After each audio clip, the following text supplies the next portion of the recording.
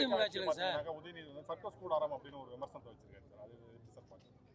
அதுலேயும் அவர் தான் இருக்கிறார், அதுக்குள்ளேயும் அவர் இருக்கிறார், அசம்பிளியில் அவர் இருக்கிறார்ல. இப்போ அவரையும் சேர்த்து சொல்கிறாருன்னு எனக்கு தெரில. ஒரு ஆக்கப்பூர்வமான விமர்சனங்களை வளர்ச்சிக்கான விமர்சனங்களை வைப்பது என்பது நல்லது. குறிப்பாக வந்து இன்றைக்கு இருக்கின்ற தாவேக அரசு ஆக்கப்பூர்வமாக மாண்புமிகு முதல்வர் ஜோசப் விஜய் அவர்கள் எப்படியெல்லாம் வந்து தமிழ்நாட்டை வந்து வளப்படுத்த வேண்டும், வலிமைப்படுத்த வேண்டும் என்கின்ற அடிப்படையில் அவர் செயல்படுகிறார்கள்.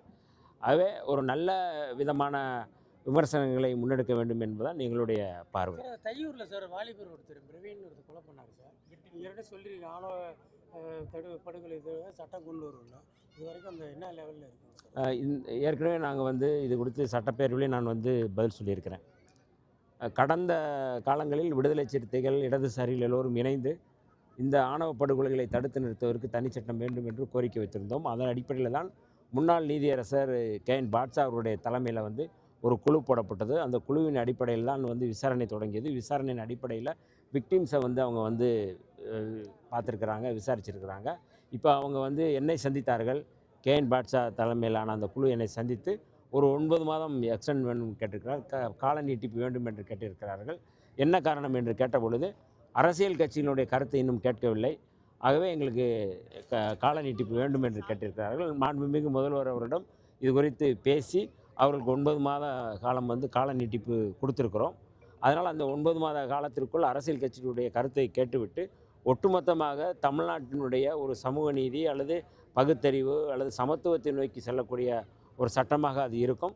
அதை மாண்புமிகு முதல்வர் அவர்களே அறிவிப்பார்கள். சார், இப்போ ஆளுநர் ஷானவாஸ் தொடர்ச்சியாக தாவேக அரசு மீது தொடர்ச்சியாக குற்றச்சாட்டு பண்ணிட்டு இருக்காரு.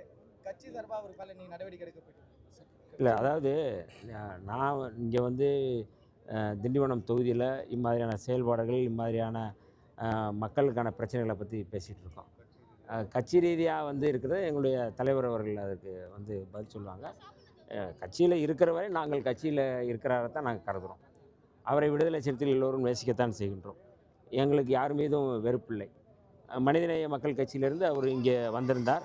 வந்தவுடனே எங்களுடைய தலைவர் அவர்கள் வந்து உடனடியாக வந்து அவர் அரவணைத்து துணை பொதுச் செயலாளர் கொடுத்து சட்டமன்ற உறுப்பினராகவும் ஆக்கி அழகு பார்த்த கட்சி விடுதலை சிறுத்தைகள் கட்சி. அப்படி அழகு பார்த்த கட்சிக்கு அவர் என்ன செய்ய வேண்டும் என்று அவருக்கு தெரியும். நாங்கள் சொல்ல வேண்டிய அவசியம் இல்லை. அவர் எல்லாம் தெரிந்தவர், நல்ல பண்பாளர் தான். அதனால் அது பிரச்சனை இல்லை. அவர் எடுக்கக்கூடிய முடிவு தமிழ்நாடு முஸ்லீம் முன்னேற்ற கழகத்திலிருந்து இங்கே வந்தார். மனிதநேய மக்கள் கட்சி தொடங்கும் பொழுது தான் இங்கே வந்திருந்தார். அங்கே என்ன பிரச்சனை என்று எங்களுக்கு தெரியாது. இங்கே வந்தோடனே நாங்கள் அரவணைத்தோம். சிறுபான்மை மக்களை அரவணைப்பது என்பது விடுதலை சிறுத்தைகளுடைய நிலைப்பாடு. அந்த அடிப்படையில் நாங்கள் அரவணைத்து தான் இன்றைக்கு இருக்கிறோம், இன்றைக்கும் நேசித்து கொண்டிருக்கின்றோம். எங்களுக்கு எந்த விதமான வெறுப்புணர்ச்சி இல்லை. சார், விடுதலை சிறுத்தைகள் கட்சி வந்து பலவீனப்படுத்துறதுக்கு முயற்சி பண்ணுறாங்களா சார்? நீங்கள் முழுந்திருப்பேட்டையில் நடைபெற்ற தமிழ் தேசிய எழுச்சி மாநாட்டினுடைய அந்த பெருந்திரள் கூட்டம் 20 லட்சம் பேருக்கு மேலே கூடிய கூட்டத்தை பார்த்தும் கூட இந்த கேள்வியை நீங்கள் கேட்பது சரியா என்று உங்களிடம் நான் அந்த கேள்வியை கேட்கின்றேன். இல்லை சார், இப்போ விசிகா வந்து தாவே கூட இணைந்து பயணிக்கும் அப்படின்னு சொல்லி தலைவர் அறிவிச்சிருக்காங்க. எதன் அடிப்படையில் இப்போ இந்த முடிவு என்பது எடுக்கப்பட்டதாக பார்க்கலாம்? இல்லை, அரசியல் ரீதியாக ஏற்கனவே அது பேச்சுவார்த்தை நடத்தப்பட்டது. நாங்கள் வந்து கடந்த காலங்களில் 10 ஆண்டுகளுக்கு மேலே நாங்கள் திராவிட முன்னேற்ற கழகத்தோடு இணைந்து செயல்பட்டோம். இன்றைக்கு இருக்கின்ற இந்த சூழலில் நாங்கள் தாவேகாவோடு இணைந்து செயல்பட்டு கொண்டிருக்கிறோம். ஆகவே வருங்காலங்களிலும் அந்த மாதிரியான ஒரு இணைவு இருக்கும் என்கிற அடிப்படையில் எங்களுடைய தலைவர் அவர்கள் சொல்லியிருக்கிறார்கள். விடுதலை சிறுத்தைகள் இருக்கின்ற அணி அல்லது விடுதலை சிறுத்தைகள் இடதுசாரியில் இருக்கின்ற அணிதான் உண்மையான இடதுசாரி அணி. விடுதலை சிறுத்தைகளோ இடதுசாரிகளோ இல்லாத அணி வந்து இடதுசாரி அணி என்று சொல்ல முடியாது.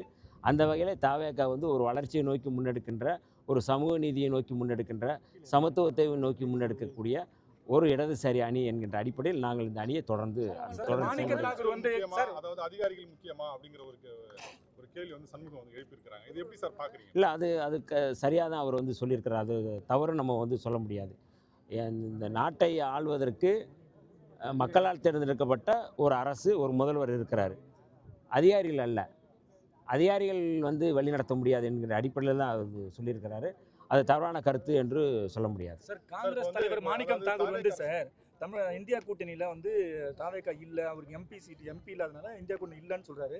ஆனால் விடுதலை சிறுத்தைகள் கட்சி வந்து இந்தியா கூட்டணியில் தமிழக வெற்றி கழகம் இணையணும்னு சொல்கிறீங்க சார். இல்லை, ரெண்டும் ஒரே கருத்து தான். மாணிக்கம் தாகூர் சொன்னது தாவேக்காவில் நாடாளுமன்ற உறுப்பினர்கள் ஆன பிறகு அவர்கள் இணைப்போம் என்று சொல்லியிருக்கிறாங்க. இப்போ நாங்களும் எங்கள் தலைவரும் அதுதான் வந்து இந்தியா கூட்டணி என்பது மிக முக்கியமான முன்னெடுப்பை முன்னெடுத்துகின்ற ஒரு பலமான ஒரு கொள்கை கூட்டணி. அந்த கூட்டணியில் தாவேக்காவும் இருக்கணும், திமுகவும் இருக்கணும் சொன்னவர் தான் எங்களுடைய தலைவர் எழுச்சி தமிழர் அவர்கள். அவே வந்து பாஜக, ஆர்எஸ்எஸ், சங் பரிவார் அமைப்புகளுடைய சதித்திட்டத்தை முறியடிக்க வேண்டுமானால் எல்லோரும் இணைந்து செயல்பட வேண்டும் என்று சொல்லுகிறோம். அதை தான் வந்து மாணிக்கம் தாகூர் அவர்களும் அதை தான் சொல்கிறாங்க. எம்பி இல்லைங்கிறதுனால வந்து அந்த மாதிரி சொல்லியிருக்கிறாரு. நாங்கள் வந்து இந்த இடதுசாரி அரசியலை முன்னெடுக்கக்கூடிய இடத்துல வந்து தாவேக்காவும் இருக்க வேண்டும் என்று நாங்கள் சொல்கின்றோம். அவ்வளோதான். ரெண்டுக்கும் 8 தலித் அமைச்சர்கள் இருக்கிறதா தொடர்ச்சியாக வந்து தாவேக்கா அரசு சொல்லிட்டே இருக்கிறாங்க. ஆனால் சாதி ஆணவ படுகொலைகளை யாரும் வந்து அந்த அளவுக்கு வந்து கண்டிக்கிறது இல்லை, ஆறுதல் சொல்றதுக்கு அப்படின்ற குற்றச்சாட்டை தொடர்ச்சி எதிர்க்கட்சிகள் வந்து வச்சுக்கிட்டே இருக்கிறாங்க, திமுக உட்பட. அப்போ அதுக்கு என்ன சார்? சாதியானவ படுகொலை தடுப்பதற்கு திமுக என்ன செய்தது? இப்போ கூட இன்றைக்கி எங்களுடைய தலைவர் அவர்கள் சாதி ஆணவ படுகொலை தொடர்பாக வந்து நடந்த வீட்டுக்கு போய் பார்த்து 1 லட்ச ரூபா நிதி கொடுத்துட்டு வந்திருக்கிறாரு. திமுகவினர் கடந்த காலங்களில் அது போனார்களா, இப்பொழுதாவது போனார்களா என்கின்ற கேள்வியை நாங்கள் முன்வைக்கிறோம். கேள்வி கேட்பது எளிது. அந்த இடத்துக்கு, அந்த களத்துக்கு போய் அவர்களோடு அந்த துயரத்தில், அவருடைய துக்கத்தில், அவர் அழுகையில் போய் கரைந்து நிற்பது தான் வந்து மிக முதன்மையானதை நாங்கள் பார்க்குறோம். என்ன வேணாலும் கேள்வி கேட்கலாம். அந்த கேள்வியை வந்து ஏன் வந்து சட்டமன்றத்திலே அவங்க வந்து ஆணவ படுகொலையை தடுத்து நிறுத்துவதற்கு வந்து தனிச்சட்டம் வேண்டும் என்று கடந்த முறை நாங்கள் கோரிக்கை வைத்த பொழுது, எங்களுடைய சட்டமன்ற உறுப்பினர் கோரிக்கை வைத்த போது அது குறித்து எந்த பதிலும் சொல்லவில்லையே. அதனால் அது வந்து கேள்வி கேட்பதை தாண்டி செயல் வடிவத்திற்கு கொண்டு வருவதற்கு நாங்கள் முனைகின்றோம். யார் மீதும் நாங்கள் குற்றம் சுமத்துவதற்காக இந்த கேள்வியை நாங்கள் கேட்கவில்லை. சார்